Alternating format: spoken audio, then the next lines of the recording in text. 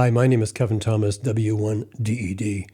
Today I have with me Mitch Mason K7RL. He was introduced to me as the biggest big gun in the Pacific Northwest.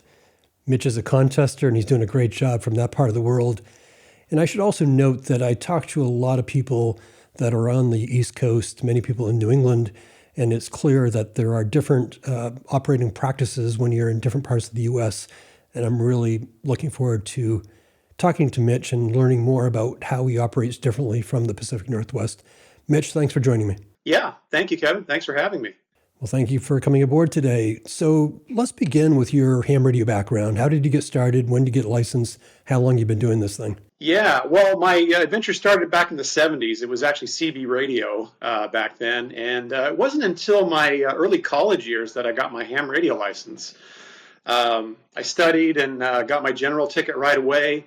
And then, college and dating and all that, that took ham radio took a back seat, of course. And then I guess it was about 1999, around 2000, I got back into it again. I had a station in Everett, Washington, and I just happened to stumble upon a JA contest and was just running them like crazy, and I was hooked at that point. So I quickly upgraded to extra. And then we moved here to Camano Island about a couple years later, and that's where I got serious about my ham radio station. So you've been into contesting for a lot of that ham radio time. Yeah, it's been almost about 25 years now. So tell me a little bit about your station. What do you have there? So I have a 135-foot rotating Bertha pole. It's a freestanding pole with a rotator at the bottom. And it's pretty stacked. It's 6/6 monobanders on 20, 6/6 monobanders on 15. I've got a full size, well, almost full size, the JK 2-element 80-meter antenna, beam antenna, 4/4 on 40. And then I just recently put up a smaller tower, 60-footer, about 120, 30 feet away from that one. And it's got a JK mega tribander. So that's been a real shot in the arm in terms of being able to point in a second direction with a potent antenna and signal. And then I have a joke. I've got a JA tree antennas. So we're a heavily wooded area here, and I put up monobanders for 15 and 20 and mounted them and fixed them from a tree. And then I've got a 160-meter vertical out in the woods as well. So kind of do what I can here. The property is so heavily treed that it's just not possible to put up a tower with traditional guys. So either I'm using trees or freestanding antennas, basically. So Mitch, you clearly have a lot of firepower there. Tell me about your contesting and how that's evolved over time. You certainly didn't start with a station like that, and I presume you've been adding to it over a couple decades, as most of us do. Tell me about that progression. So I started with the Bertha tower, and that was great. That really put me on the contesting map. I was having a blast doing it. And then I put up a smaller tri-band antenna probably about 3 or 4 years later, and that was great too. That really helped. So as I evolved with contesting, and I kind of figured out where my shortcomings were. And so the JA tree antennas came about, being able to fix an antenna in a certain direction, which is also great because I don't have to rotate anything. If there's a JA calling me and I'm in a different direction, I can switch that antenna and immediately work them. So that's been a big plus. And then the 160-meter antenna became pretty clear. I needed a good signal on 160. So using the tall trees I have in the yard really helped in that regard. And Mitch, are you operating single op all the time, or is it also multi at times? Yeah, so a lot of it, that first 20 years or so, was all single op. And long contests, long weekends, just having a blast doing it. It's been within the last few years, I don't know, age, whatever you want to call it. I've been working with N7DX, Tony, and we've made a great team and having a lot of fun doing multi-twos, multi-singles. He's a great guy. He lives not too far from here, and he remotes in with my Flex radio. And we've had a lot of fun with that. So tell me how your operating practices there in the Pacific Northwest are different than some of the guys I talked to in W1, or even with Dan Craig when he's operating down in Arizona. What is your your planning and your preparation and actual operating look like? Yeah, that's a great question because it is quite different from many locations in the country. I just recently did a presentation at the Northwest DX convention, contesting from the Pacific Northwest. And I have joked that nobody comes to the Pacific Northwest to do a contest, seriously. And certainly if you want to qualify for WRTC, nobody's rushing to come here to do that. But I've been fortunate that I qualified for 4 WRTCs from my home station here. Hard work, a little bit of luck, that helped. So really, some of it, the luck part comes down to if we have a low K index, that's pretty good. We usually have a pretty good path to Europe. If the K index gets up around 4 or 5, that's a real problem. So in terms of DX contests, that really changes the strategy, and we rely heavily on Asian contests. Now, yeah, for example, ND7K down in Arizona, fantastic station. Tim's done a great job down there. And propagation, I think, is a little bit different. They have different paths. They're a little further east than us. So I think there definitely are some advantages, especially during low sunspot years. They're working guys we can't even begin to hear up here during those periods. So a lot of it is just going with the flow and figuring out what's going to happen, because from contest to contest we never know. So that said, in domestic contests, I think we have an advantage here in the Pacific Northwest. I've won SS from here, so has W7WA, and we do really well in domestic contests from this part of the world. The DX, like I say, the DX contests, it can be a little more squirrely, depending on how high that K index gets. But with high sunspots like we have now, that can make a big difference too. I think it levels the playing field a bit more, at least between us and, say, W7 Arizona. Well, Mitch, you've mentioned luck, and then you mentioned squirrely, but you've also qualified for the WRTC 4 times. So I'm guessing luck doesn't play as big a part in it as you're saying. That sounds like you being modest. What are the ways that you approach it so that luck is taken out of it more? Yeah. So one of the number one things I said in my presentation at the DX convention was butt in chair. You've got to, if it's a 48-hour contest and you've got propagation, you may be there for 48 hours in that chair. And I've pulled many of those. Because sometimes those few extra cues or molts can make a big difference between winning and losing, or getting that higher score. So yeah, that's where the hard work comes in. In terms of the luck, propagation, sometimes you get a great opening that nobody else gets. That's kind of lucky, I think. Qualifying for WRTC, in some of the previous WRTCs, there were 2 or 3 spots that were open, which also included W6. This latest one, I think there's only 1 spot for W7, so I guess I was a little bit lucky in that sense. And also depends on who shows up. If N9RV, if Pat decides he wants to throw his hat in the ring, he's going to do really well. He's going to be very, very tough to beat. So hopefully I've got another one of those spots that will open up for me, 2 or 3 spots maybe where I can sneak in. So yeah, so I think that's where the luck part comes in. Well, I appreciate your modesty, and you're going to stick with luck, but I know in talking to Dan Craig, sometimes that luck is created by his ability to know where that opening might be, for example, and go looking for it. He does a lot of studying ahead of time. I'm sure you do also. Yeah. How does the WRTC qualifying looking for 2026 for you? Like I say, I've been doing a lot of multi-twos with Tony, N7DX. So because we're multi-two, we get 80% of the score of the total points available. So Dan Craig, I know he's very serious about qualifying for WRTC, and so yeah, he's going to win that W7 spot. But so less focus on WRTC and more focus maybe on having fun and working with Tony and some of the multi-twos. It's been a lot of fun. I haven't really done a lot of multi-work from my location. It's been single op for so many years.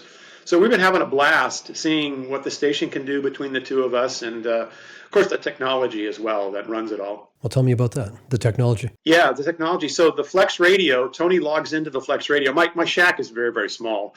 It literally, as you can imagine, over 20 plus years, new equipment, there's lots of things. So it's just, there's only enough room for me. So he logs in remotely, And there's some challenges. Sometimes it doesn't always work as planned. Sometimes there's glitches and I have to reset. So it's good that I'm in the shack and I can do all of that. But Tony's got a software background. He's really sharp and knows what's going on. So he's been able to troubleshoot all of those issues. So yeah, but for the most part, it's been working really, really well. And like I said, we've been having a lot of fun with it. Mitch, as I said earlier, I talked to a lot of people on the East Coast, people in New England, happens to be where I live. What do you tell people that are in your area who may be somewhat discouraged that they aren't getting the same sort of propagation or access to Europe as a W1? How do you encourage them not to give up and to jump into the game? Yeah, that's a great question. Well, that's true. Some people do get discouraged and they just kind of give up. Propagation isn't going the way they wanted. Maybe they get on that one day and it's not great. But over a 48-hour contest, things can change. You may have a high K index that first day and conditions may be terrible, but it can open up the next day. Or maybe you get a great opening on 10 meters or 15 meters. And these are the kinds of things that can really make a difference. And that's why I say butt in chair for 48 hours is really important, because you may get that opening. So if you quit early or you decide, no, I'm not going to do this full time anymore, you might be missing out on some. In fact, IARU is a great example of that. I've had many JA openings in the middle of the night in IARU that seemingly nobody else had. So I'm running JAs at 1 or 2 o'clock in the morning on 15 meters. And had I not done the whole contest or been there, concentrating on it, I would have missed those things. One other thing I want to add too, Kevin, is as you get into these contests and you start to get a feel for the propagation, it's kind of strange. I get a kind of a sixth sense about maybe what bands, maybe doing it for so many years from the Pacific Northwest, I get a sixth sense about this band may be open or check this band. And a lot of times it usually kind of works out. It's just, you get a hunch that something may open. And like I say, sometimes it works out. So those are the things that can make a really big difference, especially operating from here in the Pacific Northwest. Mitch, there's been a lot of conversation, particularly on my channel, about how contests should evolve or should change. Do you have thoughts about that? So I'm glad you mentioned that. That's an interesting question. So N7DX and I, we've had many conversations about multi-contests, multi-twos, multi-singles. And I know this is perfectly legal, but in our eyes, multi-two should be 2 operators. In some cases, you have other operators that are working multipliers in different bands. You may have 5 or 6 guys that are working a multi-two. There's 2 main operators, and there's others that are picking off QSOs here and there. So, kind of getting into the multi environment, I'd like to see something like that change. Maybe that's controversial. I hope not, but it's, if you have a multi-two and you've got 20 people, and that's a huge advantage over just 2 people, from what Tony and I do. So yeah, I think one of the positive changes with WRTC, it used to be a 4-year qualifying process. That was pretty grueling, and I think they've whittled that down to 2, and I think that's appropriate. I think that's great. I'm happy to see that. Yeah, being from the Pacific Northwest and seeing all the advantages that the East Coast has working Europe, we really like these distance scoring contests because we're in the northwest corner here and everything's pretty far away. But I know that's never going to change, and but that's okay. That's fine. We like it the way it is, but we complain about it every now and then. Do you have any thoughts on the length of contests, the 48 hours, 36 hours, 24-hour formats? Yeah. So this is true. The 48-hour, it can be pretty grueling. It's a full weekend, and then you're done, and then it's Monday. It's back to work, and so yeah, it can be pretty grueling. I don't know if you can really change it, because like I say, propagation can change a lot over 48 hours. And if it's a 24-hour contest, you may miss something. So I do like the 24-hour format, especially as I've gotten older. But yeah, I'm not sure I would make any changes in that regard. Are other contesters telling you they would like to shorten the contest? I'm definitely hearing that. Certainly people, I think at your level, have accepted that 48-hour contests, are part of the game. I think a lot of younger or intermediate, when I say younger, newer contesters or intermediate contesters are saying, I can't commit the time. I have family obligations, career obligations. But I certainly hear your response a lot, that it's difficult given geographic location or propagation to narrow it down. But just really curious about your thoughts about that. What about online scoreboards and that sort of thing? Are you using that now? Yeah, use that quite a bit, and I love it. I think it's great, and it's very motivating. So when we've been doing our multi-twos, maybe sometimes N6RO gets on, or some other West Coast station, and so it's a fun rivalry, and we can see how they're doing, they can see how we're doing, and it can be very motivating. So yeah, big fan of the online scoreboard. I want to take you back to the multi also in relation to the 48 hours. It seems as though I'm talking to more and more people at your level that are just a little bit tired of the single op 48 hours. So they're doing multi-op, whether it be multi-two, a true multi-two, or a multi-multi. I think they're finding that they're still getting the excitement of running rate and also the camaraderie of working with people, but also a little bit of sleep over the weekend. So I find that more and more prevalent with some higher end experienced contesters. Yeah, for sure. That's been, I think, a real advantage with the multi-twos is that you can get some sleep, you can still enjoy ham radio, enjoy contesting, enjoy some rate. And that's what I love about the most about the multi-contests is I don't have to sit there for 48 hours. Yeah, the 48-hour contests are pretty grueling. And especially when you've been up for, I've done a few that a solid 48 hours, and by the end of it, you're sort of hallucinating a little bit. You're seeing, I see steam coming off of everything, and it's kind of a strange situation. But yeah, I love the format with the multi-twos and getting some sleep and still having a fun weekend. So Mitch, obviously you're at the level you are because you've been doing this for literally decades, probably a couple decades at least at your present station. What's your best advice to somebody who is just starting out or an intermediate contester? Where should they go for the resources to learn how to get to your level? I was fortunate in that, I had the funds to be able to develop my own station here, but I know many others have sought out other stations, been guest ops at big stations, and I think for those that don't have the ability to put their own great station together, I think that's a great alternative. In fact, I'll be down at ND7K come next March. We're doing WPX down there. Tim's invited me. I'm looking forward to that. And I think those are the kind of opportunities that some of the beginners and intermediates should look for.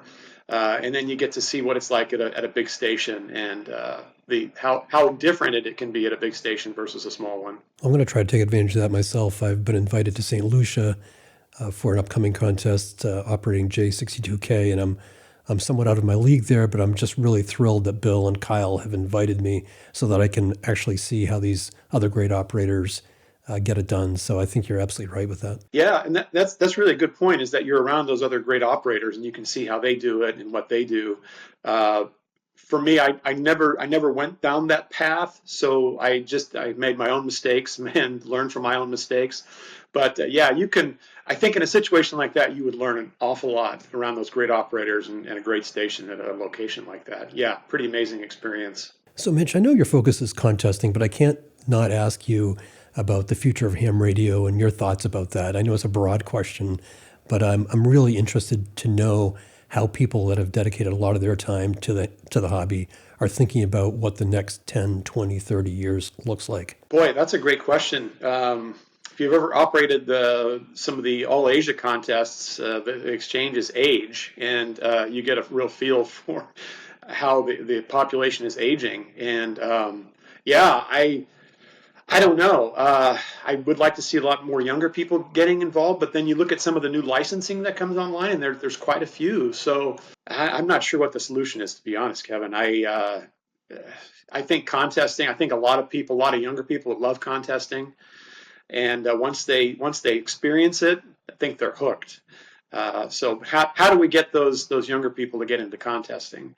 So maybe that's the key, I think. Well, it's interesting you mentioned gaming. Two of my sons are gamers, and I remember when I got back into ham radio and contesting a couple years ago, my wife took a look at that and said, "You are joining your sons. This is really the same thing." But my Yeah. point in saying that is, I think you're right. I think that there are a lot of similarities between contesting and being a gamer. So I'm wondering what that transition is. And I certainly understand the expense involved. I mean, it's much different to go out and buy whatever brand gaming box you want, maybe pay a subscription and be, in the game already versus setting up a station and doing that. So I'm sure that's part of the barrier. But I also wonder if it's just a lack of awareness that this exists and it can be a lot of fun. Yeah, that's a good point. I think that's you make a great correlation there between gaming and contesting. I think it's very similar. It's a competitive environment. And the way I like to explain contesting to people, non-contest or non-ham radio people, is as soon as I put those headphones on, I'm connected to the whole world. If I'm in a contest, I could have the whole world calling me. I could have Europe, Japan, U.S. They're all calling me. I said, that's amazing. I don't know of anything that will give you that. It's pretty neat. So yeah, that's I never thought about gaming and contesting, but you're right. That's a really good correlation between the two. So, Mitch, at your level, there must be always the next contest that you're planning on. What is the next contest for you? So the next one we're doing is the Salmon Run, Washington State Salmon Run. That's coming up, I think, in a couple of weeks. So that's always a lot of fun, and we'll do. I think we're doing a multi-single on that one between Tony and myself. And then, of course, the CQ Worldwide, and with the solar flux the way it's been, I think it'll be very, very exciting. So yeah, looking forward to contest season coming up. So clearly you're not limiting your time only to the majors and the DX contests. You'd already mentioned that you do well domestically. Sounds like you even get into the state QSO parties. You don't discriminate. You're on if there's a contest on. Is that right? Yeah, that's pretty much it. Yeah, I love the NAQPs, RTTY, CW, sideband. I love those. They're fun contests. They're only 12 hours, 10 hours if you're a single op. And typically, I just do those myself, single op. But yeah, I love all that stuff. The Canada Day contests, those are always a blast. So I just love contesting, and I love to get on and make noise like everybody else. Well, clearly that's also part of your success that you're constantly practicing, if you will. You may not view it as practicing, but you're consistently on the air, consistently understanding what the propagation is, so that you don't have to kind of reacquaint yourself. So I'm sure that's part of your success. That's really true. Yeah, you're right. It is practicing. All those hours you put in over all those years, it does make a difference. And then on top of that, I'll usually practice my CW for 30 minutes a day with Morris Runner. Just set it 50 words a minute, and just to stay on top of it. CW is one of those things I need to do it daily, or else I feel like I lose a little bit. But yeah, you're right. The contests, doing them, that really helps a lot with propagation experience, especially some of the more advanced techniques like 2B SIQ. That really helps a lot. The CW Ops contests on Wednesdays, those are fantastic. It's 1 hour, and that is also great practice, and the operators are phenomenal. So you're right. It all helps. So Mitch, before we wrap up, are there any last thoughts you'd like to leave for our listeners? I think the ham radio community is wonderful. I've enjoyed it so much over the years. The contest community, super people.